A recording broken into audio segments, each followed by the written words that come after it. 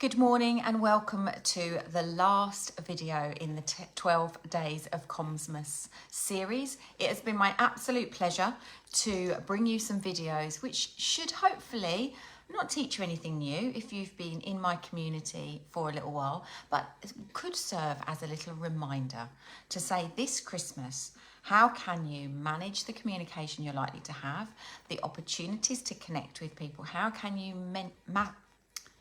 make sure you put your teeth in? How can you make sure that those conversations really matter? Because life does unfold one conversation at a time. And therefore, I am ending my videos with something that I am incredibly passionate about. If you have been part of my world, you will know that I often talk about the relationship building marble jar. And that's what I want to talk about today. So, a marble jar. A jar full of marbles. It's not hard. This marble jar represents a relationship that you have with someone that you care about. There is a marble jar for every relationship that you have with people you care about, people you like, people you don't like, people you work with, people in your family, people in your friendship group, your neighbours, anyone in your world that you have a relationship with. A fictitious relationship building marble jar exists. And the reason that I hold a marble jar dear to my heart and close to my heart when I interact with others is because I know that these marbles in the jar represent every piece of interaction I have had with them. And every time I behave or act in a way that is positive and has a positive impact on the person that this marble jar represents, I am effectively adding a marble to the jar. And every time my behaviour, my communication, my non-verbal communication negatively impacts or upsets or offends someone, I am effectively taking a marble out of the marble jar. And therefore, what we need to be doing is thinking about who we care about and how full are our relationship building marble jars with those people. Because we've talked about a lot of things over the last 11 days. So we've talked about lots of different ways in which we communicate with each other. And I suppose it's just a reminder that if this is somebody that you work with, you probably make a concerted effort to keep the relationship effective, strong, enjoyable, because you have to work together. But sometimes when we come home, the people closest to us are often the ones that we shortchange in our investment in our relationship building efforts. And that's sometimes because they are our safe place. Sometimes we just take them for granted. Sometimes we don't think we have to work very hard at reminding them how we feel about them. Sometimes we assume our kids will just know how we feel about them and that we don't have to put any effort in. Sometimes we think our husband, our wife, that we've done enough in the past to keep this marble jar full of relationship building marbles. But I would argue that that's not the case, and that filling our marble jars with the people that are important to us is something that we should do all the time. And my relationships are strongest with those people that I actively take the opportunity to make sure that I have got positive interactions with. Because let's just think about it. Someone in the office, every time that you walk past their desk and say hello, marble in the jar. Every time you remember their name and every time you use their name, marble in the relationship building marble jar. Every time you make eye contact with them when you're speaking to them, marble in the marble jar.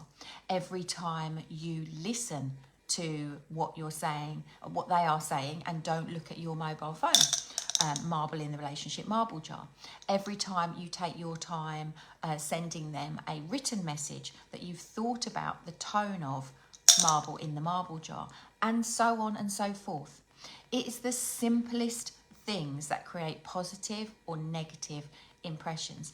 And likewise, on the reverse, let's think about a relationship that you don't have to work at in the same sense to protect your job. Let's think about the relationship you've got with your partner.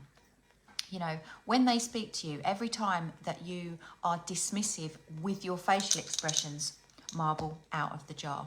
Every time you tut when they speak, marble out of the marble jar.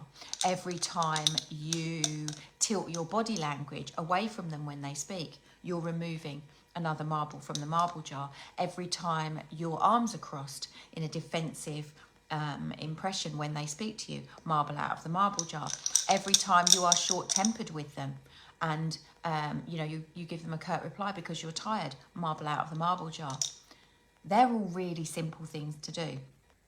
But what happens is if you keep removing marbles from the relationship marble jar, then there will come a point where it's virtually empty and you did nothing dramatic.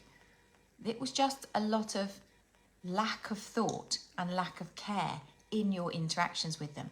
If this marble jar empties of all of the relationship building marbles in it, and then you manage to offend them, you manage to upset them, you might find that the relationship is not salvageable. And likewise, if you fill this marble jar up with positive body language, positive tone of voice, appropriately written text messages, eye contact when they speak, not interrupting, speaking slowly so they can hear and understand you, being kind and clear in your communication, managing your face when you speak, thinking about what it is you actually want to say before you say it, are offering people the opportunity to answer questions that show that you care about them. There will come a point where this marble jar is full to the brim.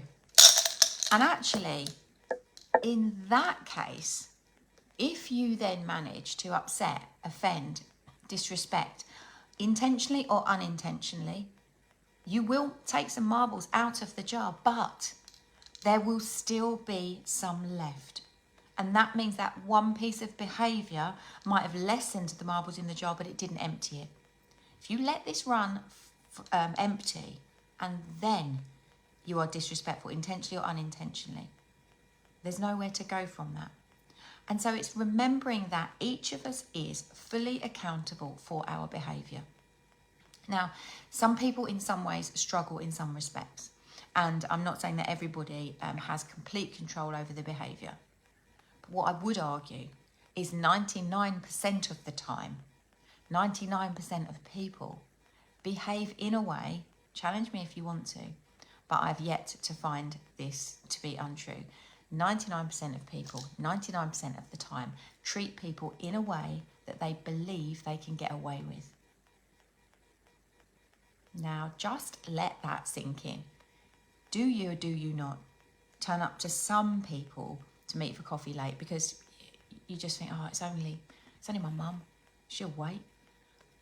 Do you or do you not think about how you communicate with someone? Are you short-tempered? Do you make fun of somebody, but you wouldn't dream of making fun of somebody else in your social circle? Because you know you can get away with it with them.